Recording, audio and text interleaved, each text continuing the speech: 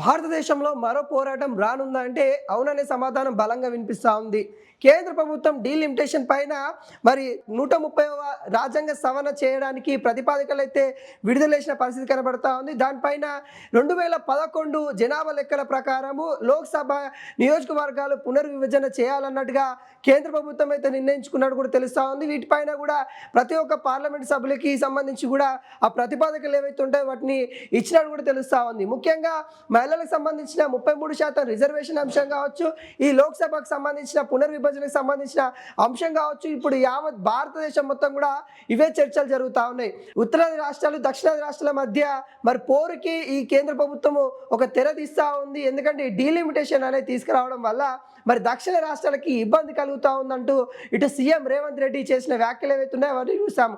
అయితే ఇదే విధంగా ఇటు దక్షిణ రాష్ట్రాలకు సంబంధించిన ప్రముఖ రాజకీయ నేతలు కూడా అటు సీఎంలు కావచ్చు, ఇటు రాజకీయ విశ్లేషకులు కావచ్చు ఇదే చెప్తా ఉన్నారు. దక్షిణ రాష్ట్రాలకి అన్యాయం జరిగే విధంగా కేంద్ర ప్రభుత్వం చేస్తూ ఉంది. ఇంత హడావుడిగా చేయాల్సిన అవసరం ఏముంది? కేంద్ర ప్రభుత్వానికి 2011 లెక్కల ప్రకారం జనాభా లెక్కల ప్రకారం చేస్తామని చెప్తా ఉంది. అయితే ఇంత హడావుడిగా ఎందుకు చేస్తూ ఉన్నారు? 2029 ఆ సమయంలో ఎన్నికలకి లక్ష్యంగా చేసుకొని ఇటు కేంద్ర ప్రభుత్వము ఈ విధంగా చేస్తూ ఉంది అనే విధంగా ఆరోపణలు అయితే వస్తూ ఉన్నాయి. ఇప్పటికే వీటికి సంబంధించి కూడా మనం చూసినట్లయితే ఇటు 543 స్థానాలు అయితే లోక్సభ స్థానాలు అయితే ఉన్నాయి. వాటిని 850కి పెంచాలన్న ఆలోచనలో ఇటు కేంద్ర ప్రభుత్వం ఉన్నట్టు కూడా కనబడతా ఉంది. దాంట్లో 815 స్థానాలు రాష్ట్రాలకి, మరి 35 స్థానాలు కేంద్ర పాలిత ప్రాంతాలకి లోక్సభ స్థానాలు ఇవ్వాలి అన్నట్టుగా కేంద్ర ప్రభుత్వం ఆలోచిస్తూ ఉంది. అయితే ఈ సందర్భంలో కేంద్ర ప్రభుత్వం ఆలోచించే తీరును ఇటు రాష్ట్రాలు అంటే దక్షిణాది రాష్ట్రాలు ఇటు కేరళ కావచ్చు, తమిళనాడు కావచ్చు, ఇటు తెలంగాణ కావచ్చు, ఈ రాష్ట్రాల వాళ్ళైతే ఖండిస్తూ ఉన్న పరిస్థితి అయితే కనబడతా ఉంది. ఎందుకంటే ఈ రిజర్వేషన్స్ వల్ల, ఈ ఏవైతే పునర్విభజన వల్ల జనాభా ప్రాతిపదికన తీసుకురావడం వల్ల అటు ఉత్తరాది రాష్ట్రాలకి ఎక్కువ స్థానాలు పెరిగే అవకాశాలు అయితే కనబడతా ఉన్నాయి. ఇటు దక్షిణ రాష్ట్రాలకి మరి స్వల్పంగా పెరిగే అవకాశాలు ఉన్నాయి. అంటే అధికారం రావాలంటే ఉత్తరాది రాష్ట్రాలలో అధికారం ఉంటే సరిపోతుంది, అంటే అక్కడ మెజారిటీ సీట్ వస్తే సరిపోతుంది. అంటే ఇక దక్షిణాది రాష్ట్రాలను ఎవరు పట్టించుకోరు. ఇప్పటి వరకు కూడా దక్షిణాది రాష్ట్రాలకి కీలకమైన పదవులు ఏవి కూడా ఇవ్వని పరిస్థితి కనబడతా ఉంది. అటు రాష్ట్రపతి ఇలాంటి పదవులు ఏవైతే ఉంటాయో వాటిని ఇవ్వని పరిస్థితి అయితే కనబడతా ఉంది. ఏ పదవులైనా కానీ అటు ఆ రాష్ట్రానికి సంబంధించిన కీలక నేతలే అనుభవిస్తూ ఉన్నారు. ఇటు తెలంగాణ కావచ్చు, కేరళ కావచ్చు, ఇటు పుదుచ్చేరి కావచ్చు, ఇటు ఆంధ్రప్రదేశ్ కావచ్చు, ఈ రాష్ట్రాలకి అన్యాయం జరిగే విధంగా ఇటు కేంద్ర ప్రభుత్వము ఈ చర్యలు తీసుకుంటున్నట్టుగా ఇటు దక్షిణ రాష్ట్రాలు అయితే ఆరోపిస్తున్న పరిస్థితి కనబడుతోంది.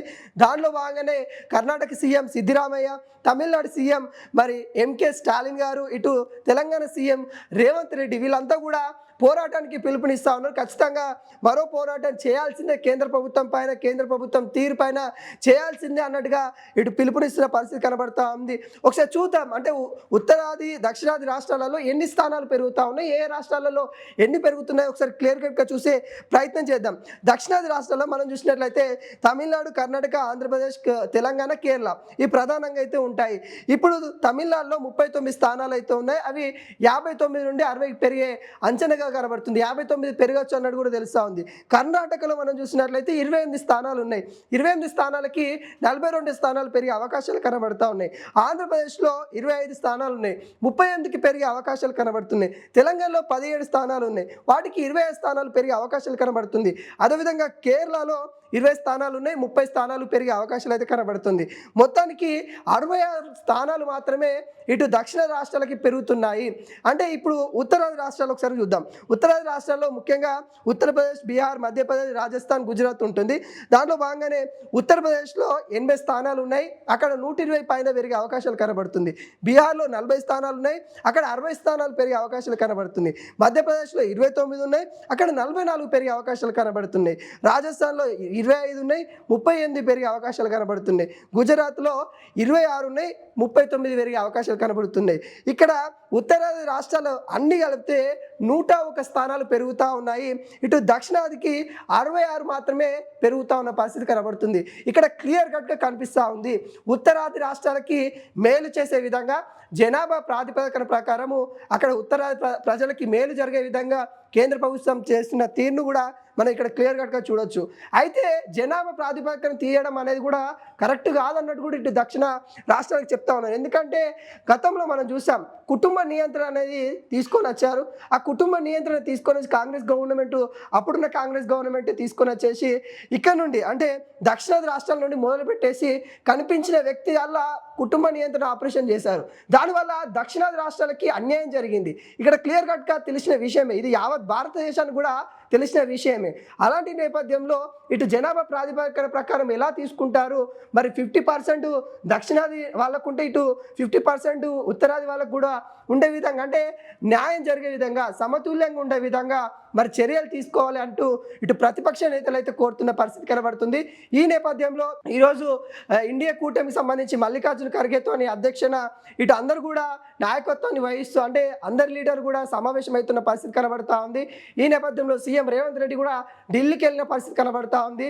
అదేవిధంగా స్టాలిన్ కూడా కాంగ్రెస్ పార్టీతో కొట్లాడతాము, ఇక్కడ మాకు కూడా అన్యాయం చేస్తామంటే ఎన్నడూ చూడండి, అంటే తమిళనాడులో మీరు ఎన్నడూ చూడని విధంగా మేము పోరాటం చేస్తాం, తమిళనాడు మొత్తం ఉట్టుడుకుపోయే విధంగా కేంద్ర ప్రభుత్వం పైన నిరసన వ్యక్తం చేస్తామన్నట్టుగా ఇటు తమిళనాడు కూడా సీఎం స్టాలిన్ గారు కూడా చెప్తున్న పరిస్థితి కనబడతా ఉంది.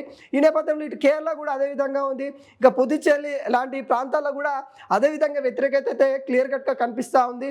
అలా కాకుండా అఖిల పక్షాలు అందరినీ కూర్చోబెట్టి ఏ విధంగా చేస్తే బాగుంటుంది, ఏ నిర్ణయాలు ఏంటి, మా నిర్ణయాలు ఏంటి, అంటే అఖిల పక్షాల నిర్ణయాలు ఏంటి, అటు ప్రభుత్వం చేయాలనుకున్న ప్రాతిపదికన ఏంటి, 131 రాజ్యాంగ సవరణ చేయడానికి కావాల్సిన అంశాలేంటి, వాటిలో పొందుపరిచిన అంశాలేంటి, దానివల్ల వాళ్ళకింత లాభం జరుగుతుంది, వీళ్ళకింత నష్టం జరుగుతుంది, ఆ నష్టాన్ని మరి ఏ విధంగా పూడ్చాలి, అంటే ఆ నష్టం జరగకుండా ఏ విధంగా చర్యలు తీసుకోవాలని అంశాలన్నీ కూడా అఖిలపక్ష భేటీ జరగాల్సిందే అన్నట్టుగా వీళ్ళు కోరుతున్న పరిస్థితి అయితే కనబడుతూ ఉంది. ఈ పరిస్థితులలో ఇంకొక అంశం కూడా తెరపైకైతే వస్తూ ఉంది. మహిళలకి 33% రిజర్వేషన్ అంశాన్ని కూడా ఇటు కేంద్ర ప్రభుత్వం కూడా తీసుకొస్తున్న పరిస్థితి కనబడతా ఉంది. దానికి అందరూ కూడా ఓకే చెప్తా ఉన్నారు, అందరూ కూడా మద్దతు ఇస్తున్న పరిస్థితి కనబడుతూ ఉంది. ఇటు మాజీ సీఎం, తెలంగాణలో మాజీ సీఎం కేసీఆర్ కూడా ఓకే చెప్పిన పరిస్థితి కనబడుతుంది. ఇక్కడ తెలంగాణ కాంగ్రెస్ పార్టీ కూడా మాకు మహిళలకి రిజర్వేషన్ తీసుకురావడం మేము కూడా ఓకే చెప్తా ఉన్నాం, అంటే వాళ్ళు కూడా సమకూలంగానే ఉన్నట్టు కూడా కనబడతా ఉంది. కానీ ఇదే సమయంలో డీలిమిటేషన్ని తీసుకురావడం, అక్కడ మహిళలను తీసుకురావడం మాకు చాలా అనుమానాలు తలెత్తుతూ ఉన్నాయి అన్నట్టుగా ఇటు దక్షిణ రాష్ట్రాలకు సంబంధించిన నేతలు ఆరోపిస్తున్న పరిస్థితి అయితే కనబడుతూ ఉంది. మరి చూడాలి, ఈ రోజైతే ఇండియా కూటమికి సంబంధించిన భేటీ అయితే అవుతా ఉంది మల్లికార్జున్ ఖర్గే నేతృత్వంలో. మరి ఎటువంటి ప్రాతిపదికలను వాళ్ళు ముందుకు తీసుకురాబోతా ఉన్నారు. ఇప్పటికే నరేంద్ర మోడీ సైతం ఇటు ప్రతిపక్ష నేతల గురించి, ప్రతిపక్షాల నేతలు ఎవరైతే ఉంటారో మల్లికార్జున్ ఖర్గే కావచ్చు, రాహుల్ గాంధీ కావచ్చు, వాళ్ళతో కూడా చర్చించినట్టు కూడా కనబడతా ఉంది. ఈ అంశాలన్నీ తెరపైకి తీసుకొని వస్తూ ఉన్నాం.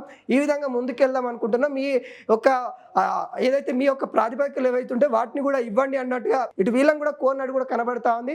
దానికి గాను మనం ఏం చేద్దాం అన్నట్టుగా ఇటు వీళ్ళు కూడా ఈ రోజైతే ఒక ప్రణాళిక సిద్ధం చేయబోతా ఉన్నారు. కానీ ఈ జనాభా లెక్కల ప్రకారం 2011 జనాభా లెక్కల ప్రకారం ముందుకెళ్తాము అని అదే నిర్ణయంతో కేంద్ర ప్రభుత్వం ఉంటే మాత్రము దక్షిణాది రాష్ట్రాలు మాత్రము మరో పోరాటానికి సిద్ధంగా ఉన్నాము అన్నట్టుగా ఒక సంకేతం అయితే ఇస్తున్న పరిస్థితి కనబడతా ఉంది. ఇక్కడ పార్టీలు ఏమైనా పర్లేదు, అంటే కాంగ్రెస్ పార్టీ కావచ్చు, డిఎంకే కావచ్చు, అన్నా డిఎంకే కావచ్చు, ఈ పార్టీలు ఏమైనా కావచ్చు అని మేము దక్షిణాది ఏదైతే అస్వస్థాన్ని కోల్పోతాము అనే సందర్భం ఏదైతే ఉంటాయో మేమందరం ఏకమవుతాము అన్నట్టుగా వాళ్ళు చెప్తున్న పరిస్థితి కనబడతా ఉంది. మరి చూడాలి, భారతదేశంలో మరో పోరాటం రావడానికి కొన్ని సంకేతాలు అయితే వస్తూ ఉన్నాయి.